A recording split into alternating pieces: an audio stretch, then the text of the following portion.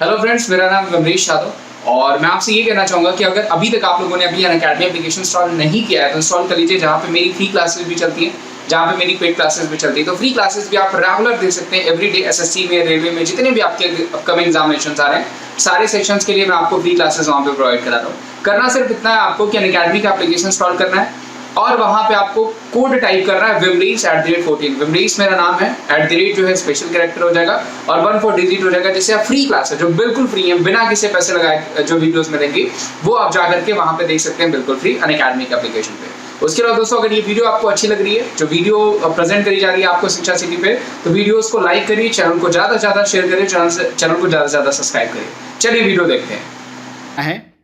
हाल ही में निम्न में से किसके द्वारा महिलाओं में कौशल विकास के लिए डीजीपीओट नामक कार्यक्रम चलाया जा रहा है? काफ़ी इंपॉर्टेंट प्रश्न है।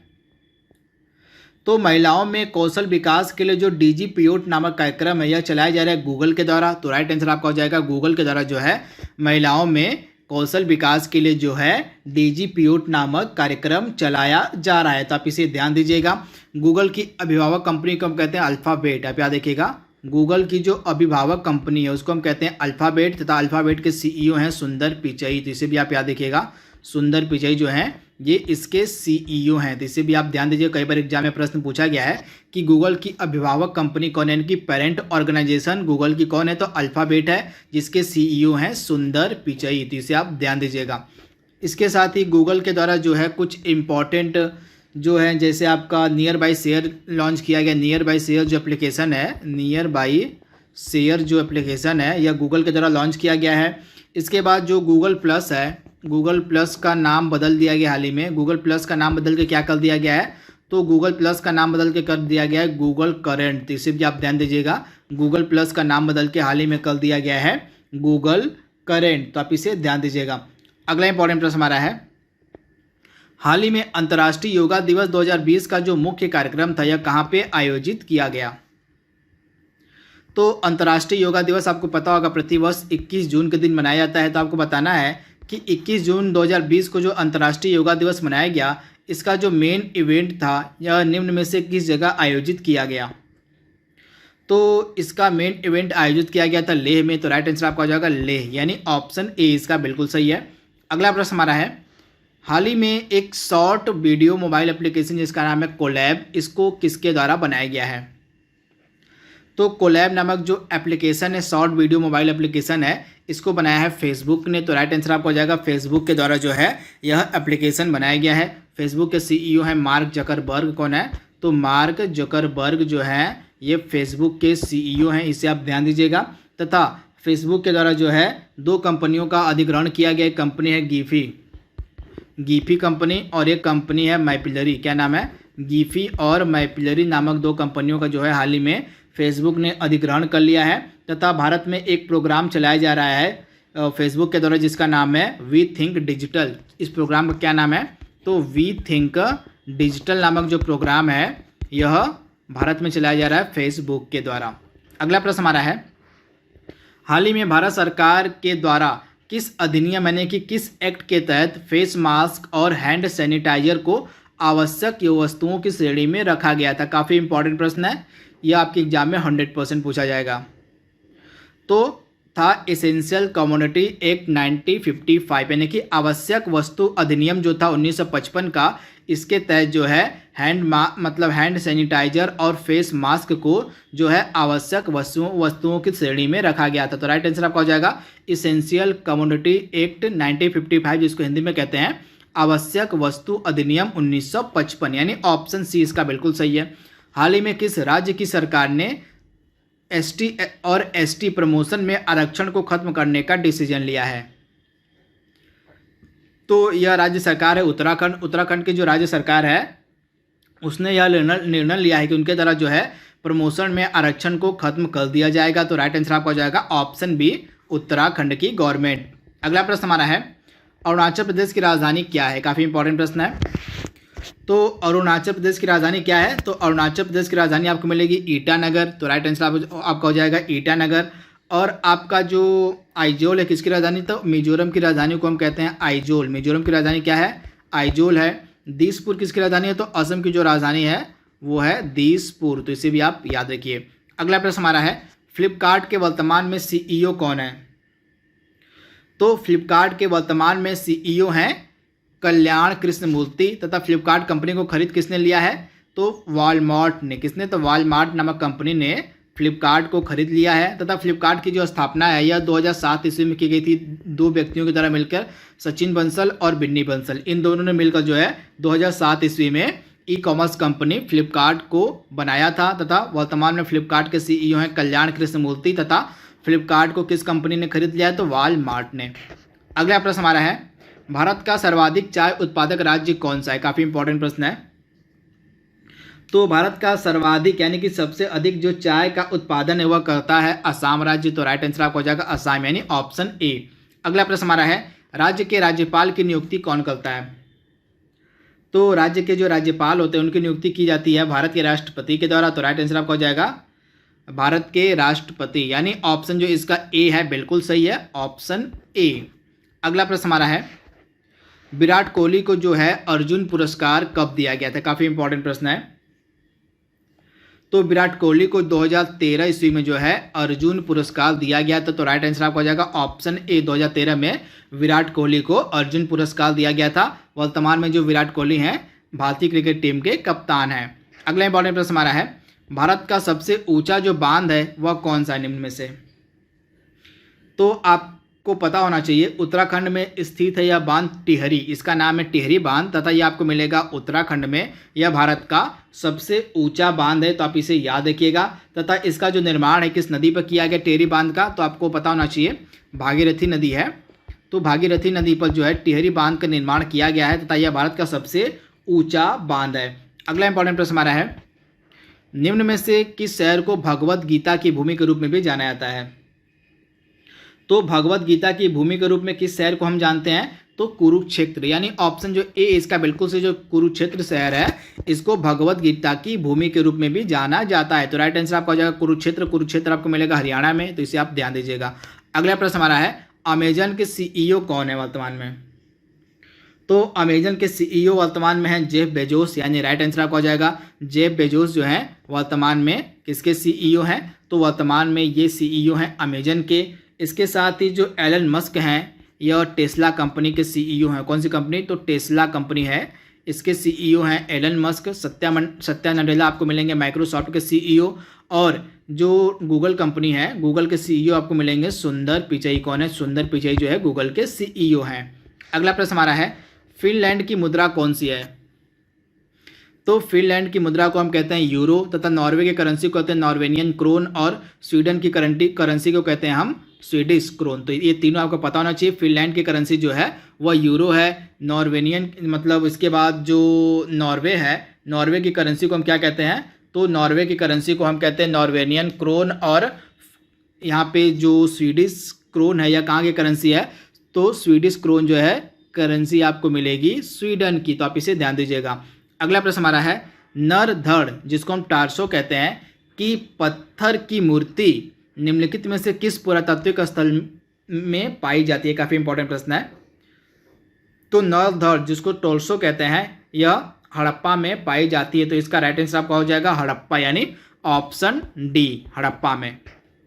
अगला प्रश्न हमारा है, निम्नलिखित में से कौन जनसंख्या के समूह के अध्ययन का वर्णन करता है? काफ़ी इंपॉर्टेंट प्रश्न है। तो इसका राइट आंसर हो जाएगा क्या? इसमें से कौन है जो जनसंख्या के समूह का वर्णन करता है? तो सिंकोलॉजी इसका राइट आंसर हो जाएगा। क्या हो जाएगा? समपारिस्थितिकी, जिसको हम हिंदी में कहते हैं सिंकोलॉजी को हम कहते हैं समपारिस्थितिकी। तो यह जो है यहाँ पे जनसंख्या समूह का अध्ययन का वर्णन करता है सिंकोलॉजी। तो आप इसे ध्यान दीजिएगा, काफ़ी इंपॉर्टेंट प्रश्न है, तथा यह कई बार एग्जाम में पूछा गया कि जो जनसंख्या समूह है इसका जो अध्ययन है वो किसके अंतर्गत किया जाता है? तो आपका हो जाएगा सिंकोलॉजी। सिंकोलॉजी को हम कहते हैं हिंदी में समपारिस्थितिकी। अगला इंपॉर्टेंट प्रश्न हमारा है, ऋग्वेद के कौन से मंडल में गायत्री मंत्र है? आपको पता होना चाहिए जो ऋग्वेद है इसमें टोटल 10 मंडल हैं। ऋग्वेद जो हमारा सबसे प्राचीनतम वेद है इसमें आपको 10 मंडल मिलेंगे, और इसमें 1028 जो हैं सूक्त हैं। तो आपको बताना है कि ऋग्वेद का कौन सा मंडल है जिसमें गायत्री मंत्र है? तो ऋग्वेद का मंडल है तीसरा, तीसरे मंडल में जो है सूर्य देवता को समर्पित गायत्री मंत्र है। तो इसका राइट आंसर आपको हो जाएगा तीसरा, यानी कि तीसरा जो क्या है मंडल है ऋग्वेद का, इसमें जो है गायत्री मंत्र का वर्णन है। अगला प्रश्न हमारा है, आग का जो आविष्कार है निम्नलिखित में से किस काल में हुआ था? काफ़ी इंपॉर्टेंट प्रश्न है। तो आग का जो आविष्कार है किस काल में किया गया था? तो आग का जो आविष्कार है यह माना जाता है पूरा पाषाण काल में हुआ था। तो राइट आंसर आपका हो जाएगा पूरा पाषाण काल में जो है आग का आविष्कार हुआ था। तो राइट आंसर आपका हो जाएगा पूरा पाषाण काल, यानी ऑप्शन ए। अगला इंपॉर्टेंट प्रश्न हमारा है, निम्न में से किस काल में कृषि कार्य का प्रारंभ हुआ था? काफी इंपॉर्टेंट ये भी प्रश्न है। तो कृषि कार्य का जो प्रारंभ है किस काल में हुआ था? तो इसका राइट आंसर हो जाएगा आपका नवपाषाण काल। तो इसका राइट आंसर आपका हो जाएगा नवपाषाण काल में जो है कृषि कार्य का प्रारंभ हुआ था। तथा नवपाषाण काल में जब कृषि कार्य का प्रारंभ हुआ था तो सबसे पहले कौन सी फसलें उगाई गई थी? तो गेहूं और जौ। तो इसे भी आप याद देखिएगा, जब कृषि कार्य का प्रारंभ हो गया था तो दो इंपॉर्टेंट फसलें सबसे पहले उगाई गई थी। दो फसलों का नाम था गेहूं और जौ। तो इसे भी आप ध्यान दीजिएगा, नवपाषाण काल। अगला इंपॉर्टेंट है, जैन धर्म के पहले तीर्थकर आपको बताना है कौन थे। काफी इंपॉर्टेंट प्रश्न है, लगातार एग्जाम में पूछा गया है कि जैन धर्म के जो तीर्थकर थे वे कौन थे पहले। तो जैन धर्म के पहले तीर्थकर कौन थे? तो जैन धर्म के पहले तीर्थकर थे ऋषभ देव, जिनको हम आदिनाथ के नाम से भी जानते हैं। ऋषभ देव या आदिनाथ भी इनको कहते हैं। ये जैन धर्म के पहले तीर्थकर थे। तथा इनके लिए कौन सा प्रतीक चिन्ह इस्तेमाल में लाया जाता है? तो सांड का। सांड यानी वृषभ, तो सांड यानी इसको वृषभ भी कहते हैं। तो इसका जो प्रतीक चिन्ह है यह इस्तेमाल में लाया जाता है जैन धर्म के पहले तीर्थकर ऋषभ देव या आदिनाथ के लिए। वहीं जैन धर्म के 23वें तीर्थकर थे पार्श्वनाथ। जैन धर्म के 23वें तीर्थकर माने जाते हैं पार्श्वनाथ। तथा इनके लिए कौन सा प्रतीक चिन्ह इस्तेमाल में लाया जाता है? तो सर्प का। सर्प का जो प्रतीक चिन्ह है यह पार्श्वनाथ के लिए इस्तेमाल में लाया जाता है। और जैन धर्म के 24वें तीर्थकर कौन हुए थे? तो जैन धर्म के 24वें तीर्थकर थे भगवान महावीर। इनके लिए कौन सा जो प्रतीक चिन्ह इस्तेमाल में हम लाते हैं? तो सिंह का। तो तीनों आपके दिमाग में होने चाहिए। तो महावीर जो थे ये जैन धर्म के 24वें तीर्थकर थे। इनके लिए जो प्रतीक चिन्ह है वो इस्तेमाल में लाया जाता है सिंह का। और पार्श्वनाथ जो थे ये जैन धर्म के 23वें तीर्थकर थे। इनके लिए जो प्रतीक चिन्ह है सर्प का इस्तेमाल किया जाता है। और जैन धर्म के पहले तीर्थकर थे ऋषभ देव, जिनको हम आदिनाथ के नाम से जानते हैं। इनके लिए जो प्रतीक चिन्ह है वह इस्तेमाल में लाया जाता है सांड यानी कि वृषभ का। अगला इंपॉर्टेंट प्रश्न हमारा है, अभिनव भारत नामक संस्था की स्थापना किसके द्वारा की गई थी? काफी इंपॉर्टेंट प्रश्न है। तो अभिनव भारत नामक जो संस्था थी इसका स्थापना किसके द्वारा की गई थी? तो इसकी स्थापना की गई थी 1904 में वी.डी. सावरकर के द्वारा। तो राइट आंसर हो जाएगा अभिनव भारत नामक जो संस्था थी इसकी स्थापना 1904 ईस्वी में जो है की गई थी वी.डी. सावरकर के द्वारा। तो आप इसे ध्यान दीजिएगा। तथा जो सोहन सिंह भाखना थे इनके द्वारा किस संस्था की स्थापना की गई थी? तो हिंद एसोसिएशन ऑफ अमेरिका। आप याद रखिएगा, हिंद एसोसिएशन ऑफ अमेरिका नामक जो संस्था थी इसकी स्थापना की गई थी सोहन सिंह भाखना के द्वारा। तो आप इसे याद रखिएगा। तथा जो मैडम भिखाजी कामा थी इनके द्वारा किस संस्था की स्थापना की गई थी? तो पेरिस इंडियन सोसाइटी। आपको पता होना चाहिए सब। तो पेरिस इंडियन क्या हो गया? तो पेरिस इंडियन सोसाइटी की जो स्थापना है यह की गई थी मैडम भिखाजी कामा के द्वारा। तो आप इसे ध्यान दीजिएगा। अगला इंपॉर्टेंट प्रश्न हमारा है, निम्न में से किस नदी को दक्षिण भारत की गंगा के नाम से जानते हैं? काफी इंपॉर्टेंट प्रश्न है। तो दक्षिण भारत की जो गंगा है वह कौन सी नदी मानी जाती है? तो दक्षिण भारत की गंगा हम कहते हैं गोदावरी को। तो राइट आंसर आपका हो जाएगा दक्षिण भारत की जो गंगा है उसको हम गोदावरी कहते हैं, यानी राइट आंसर आपका हो जाएगा ऑप्शन सी। गोदावरी को जो है दक्षिण भारत की गंगा के नाम से जाना जाता है। तो राइट आंसर आपका हो जाएगा ऑप्शन सी, जो है गोदावरी नदी जो है इसको दक्षिण भारत की गंगा के नाम से जाना जाता है। अगला इंपॉर्टेंट प्रश्न हमारा है, जो राष्ट्रीय एकता दिवस है यह प्रतिवर्ष कब मनाया जाता है? काफ़ी इंपॉर्टेंट प्रश्न है। तो प्रतिवर्ष जो राष्ट्रीय एकता दिवस है यह कब मनाया जाता है? तो आपको पता होना चाहिए जो प्रतिवर्ष राष्ट्रीय एकता दिवस है यह हम मनाते हैं 31 अक्टूबर के दिन। 31 अक्टूबर के दिन हम क्यों मनाते हैं राष्ट्रीय एकता दिवस? तो 31 अक्टूबर को जन्म दिवस होता है किसका? आपको पता होना चाहिए। 31 अक्टूबर को जन्म दिवस होता है सरदार वल्लभ भाई पटेल का। आप याद रखिएगा, सरदार वल्लभ भाई पटेल का जो जन्म दिवस होता है यह 31 अक्टूबर के दिन होता है। तथा इसी दिन को जो है हम मनाते हैं राष्ट्रीय एकता दिवस के रूप में। तो आप इसे ध्यान दीजिएगा। तथा सरदार पटेल, जो सरदार वल्लभ भाई पटेल हैं, इनकी जो प्रतिमा है वह कहाँ पे हाल ही में बनाई गई है? तो सरदार वल्लभ भाई पटेल की जो प्रतिमा है यह कहाँ पे बनाई गई है? तो यह बनाई गई है गुजरात के नर्मदा नदी के किनारे, एक है केवड़िया जिला। आप याद देखिए, गुजरात में एक केवड़िया नामक जिला है, नर्मदा नदी के किनारे आपको मिलेगा गुजरात में। यहीं पे स्टैचू ऑफ यूनिटी बनाया गया है, जो कि सरदार पटेल की सबसे बड़ी प्रतिमा है। तो आप इसे ध्यान दीजिएगा, यह प्रश्न आपके एग्जाम में 100% पूछा जाएगा। इसके बाद अगला इंपॉर्टेंट प्रश्न हमारा है, वेब पेज किस भाषा में लिखे जाते हैं? काफ़ी इंपॉर्टेंट प्रश्न आपको बताना है कि जो वेब पेज हैं यह किस भाषा में लिखे जाते हैं। तो जो वेब पेज है ये किस भाषा में लिखे जाते हैं?